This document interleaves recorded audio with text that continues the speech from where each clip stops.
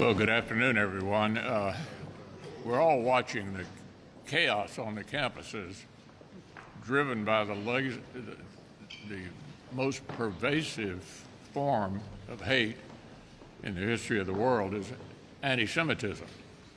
And to see that break out on our own campuses here in America has been truly stunning. Actually, if you look at this, it's not distinguishable from what's going on in the Middle East, where you have a country like Iran, which seems to exist only for the purpose of trying to wipe out Israel to finance these proxies like we saw in Gaza. This is a truly disturbing thing. I think the best answer to it on these campuses is what our former colleague Ben Sass said at the University of Florida. I'm paraphrasing, but he said, we're not a babysitter here. They know what the rules are, and if they break the rules, they get the consequences. It's worked at the University of Florida. The so-called elite schools ought to try controlling their campus. Well, as the leader pointed out, Republican senators have, I think, had it up to here with these vile anti-Semitic protests that we're seeing on our college campuses around the country. In fact, one report said that there have been 1,400 such protests since the October 7th attack by Hamas on Israel. And that is a 700% increase over the previous year. So what should be happening on our college campuses is they shouldn't be shutting down classes like Columbia University did. They should be shutting down this kind of violence. And this administration needs to step up and do its job and enforce the law. Last week, a number of us signed a letter to the Department of Justice and the Department of Education that was led by Senator Cotton, and I applaud him for leading this effort, basically calling on the administration to take the steps that are necessary to enforce the law and to protect Jewish students on our campuses. There is no place for this kind of anti-Semitic behavior in this country. It needs to be dealt with once and for all. And so I'm hopeful that the administration will take heed. I'm hopeful that these leaders and the administration on these college campuses will do the right thing and make sure that they are protecting Jewish students and all students that attend those universities. And just with respect to what's happening here in the Senate, there is a Circuit Court nominee, Adil Manji, who is up, and Senator Graham, who is the Republican leader on the Senate Judiciary Committee, identified parts of his record that is now coming to light and his involvement in a lot of anti-Israel organizations in his past. And so I hope that is a nominee that this administration will pull down, because clearly that's not the kind of person that we want on the federal court.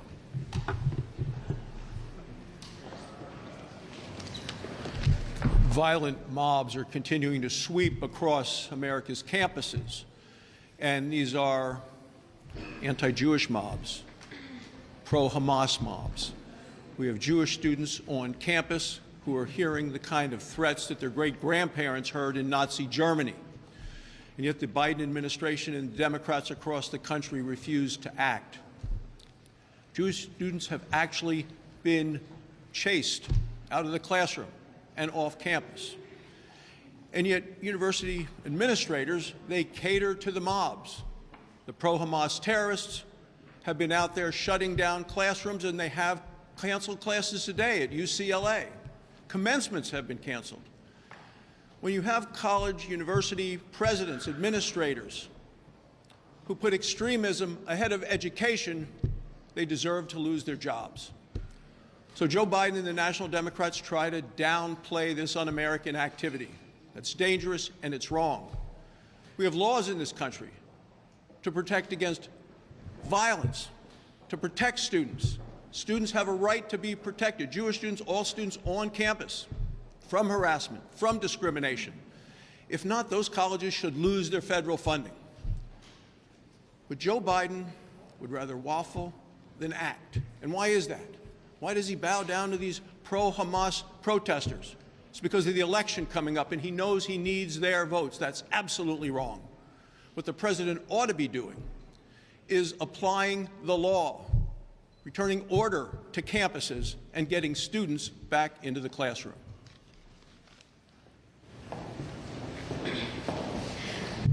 This has got to end, folks. These protests on the college campuses have gone from one stance of being peaceful at one point to now inciting violence and destruction. Now, we all support everyone's First Amendment right to free speech, but this is not free speech. Again, it's incitement of violence. What we are seeing on these elite school campuses like Columbia, like UCLA, is a lot of propaganda that's being pushed by Hamas to those pro-Hamas supporters. We're seeing Nazi slogans. We're seeing death to America, death to Israel. And I would ask these protesters, you support Hamas, a terrorist organization that's funded by Iran, where a regime will stone women to death.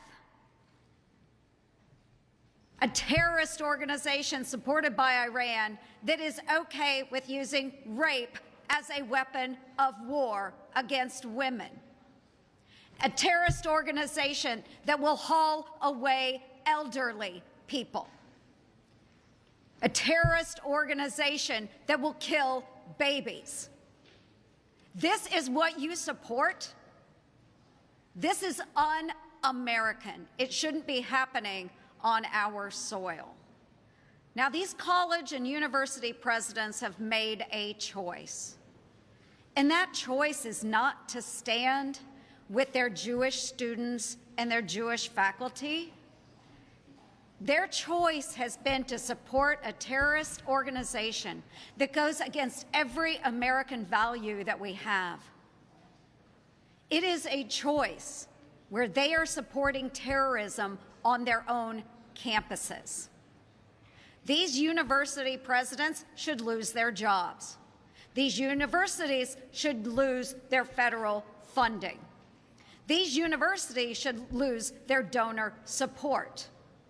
And what I'm saying to businesses out there, when you see that degree coming across your desk when you're hiring for new employees, if it's Columbia, if it's UCLA, maybe you should hang out a sign that says, "Need not apply." We can no longer support these types of activities in the United States of America. Hi, everybody. You can see how we all feel so passionate about the anti-Semitism that we see spreading across our colleges and universities, and I'll add my voice to that. But the reasons, or one of the reasons, that this is so egregious is this violates one of the greatest acts that was ever passed in our nation's history, and that's the Civil Rights Act. Title VI of the Civil Rights Act says that it prohibits discrimination based on race, color, or national origin. And these colleges and universities are allowing these protesters to break the law, and their faculty in some cases. And so the answer that you've heard several of my colleagues express, and that I join with them on, is if you're going to break the law and violate Title VI of the Civil Rights Act, you're going to have your federal funds removed. Think of the research dollars that go into some of these universities. Think of the federal student aid that goes into these universities. Think of the buildings that were built with federal funds and are being built with federal funds in these universities that are letting violations, civil rights violations, and endangering the lives of Jewish students and other students on their campuses. So we had Secretary Cardona at our appropriations hearing on Tuesday. Ask for his solution. His solution is we're doing investigations. We have 150 investigations. How long is that going to take? What's the end of that? I said, do you have somebody on the campus at Columbia University that's overseeing this, that's watching what's going on? No, no. So the Biden administration doesn't even have anybody there to actually record and watch and see the civil rights violations that are occurring firsthand. That shows you the lackadaisical attitude they're having towards this. And if I had a student there, no matter what religion or race my student was, I would be afraid for their safety, and not to even mention the completion of their education. So I think we need to deal with this in the harshest terms, and that's certainly the message that I conveyed to the Secretary. Last week, while we were gone, this administration continued the war on coal with 4 extremely egregious regulations that came out, one of which will extinguish every single coal-fired power plant, no matter how much life is left in that plant. Many of them are older plants. It also will make it nearly impossible to build a new natural gas-powered power plant. So we have an administration who's telling us to drive electric cars. We've got AI coming on. We've got data centers coming on that are huge consumers of power. And this administration is saying, but you can't have baseload power that provides 30, 40% of your power if you combine both of those. So we're going to fight this through congressional action, I'm sure, but I'm sure it will be challenged in the courts as the last Clean Power Plan was, and it was defeated in the Supreme Court. This administration continues to overregulate, and last week was an example of their environmental extremism, again, coming after the hardworking men and women in my state and across this country. The outbreak of anti-Semitism on college campuses across America right now at this moment is reprehensible. This kind of hate has no place in America. And I've got to point out the hypocrisy here. These elite universities, they tout diversity and inclusion as long as Jewish students and Jewish professors are excluded. What hypocrisy that we're seeing at this moment in our country. The First Amendment does protect speech. It does not protect the right to threaten or intimidate Jewish students, much less the violence that's occurring on campuses. Yet, that is what we're seeing across our country today. So we need to ask ourselves, why are the tax dollars of freedom-loving Americans funding these universities? Let me give you a few examples. Columbia, they breached a building, the Hamilton building, $1.2 billion last year from the federal government. UCLA, where they're using wristbands to identify anti-Israel students, nearly $1 billion. GW, a little closer here to Washington, D.C., where a Palestinian flag now hangs from the statue of George Washington, $200 million of American tax dollars going to that institution.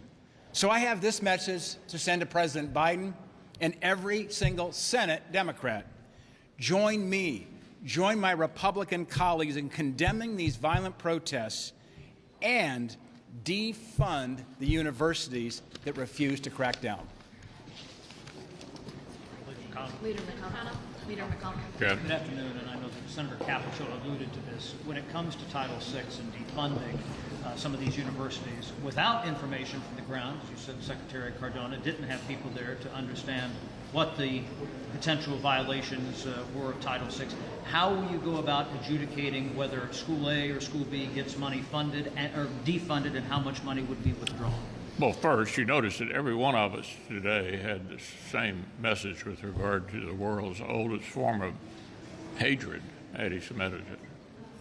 Anti-Semitism needs to be dealt with consequences. You've noticed a lot of the bigger donors to some of these schools have said, I think I'll just keep my money.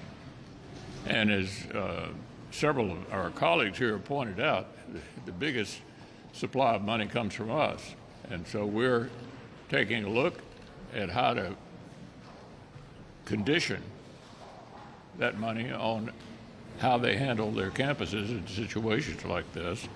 I know Senator Cotton and others had suggestions to make earlier today, and we're serious about this. We're going to take a look at what legislatively we might do to deal with this problem. Alex? Do you have any reaction to the news that Marjorie Taylor Greene is moving forward next week with the motion to vacate Speaker Johnson from his leadership position? Well, first, I'm relieved, as I think all of America is, that chaos in the House will be discontinued.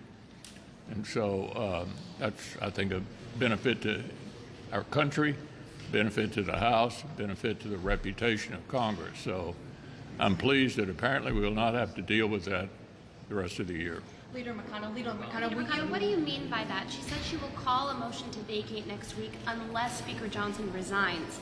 Do you think he should resign? No, of course not. I support Speaker Johnson. I think he's done a good job under extremely difficult circumstances. Leader McConnell, will you call for her to abandon her effort?